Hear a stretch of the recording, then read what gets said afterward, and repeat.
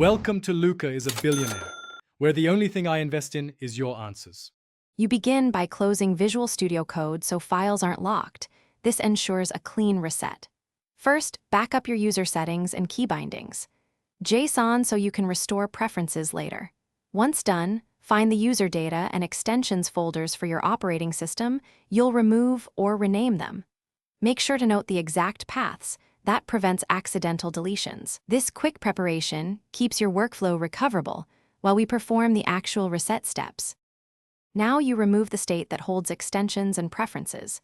Rename or delete the user data folder so VS Code builds fresh configuration files. This avoids permanent loss. Next, remove the extensions folder or use the integrated command line to uninstall problematic extensions. This eliminates extension-level corruption.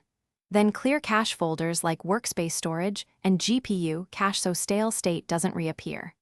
After these steps, VS Code will start as if newly. Finally, launch VS Code so it regenerates default configuration and a fresh user profile.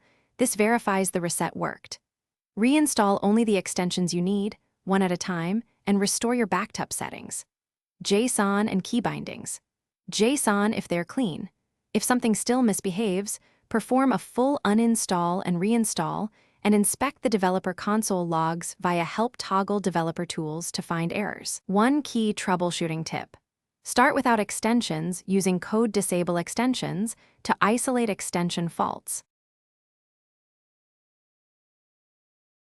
Thanks for watching and please subscribe. It's the best investment you'll ever make.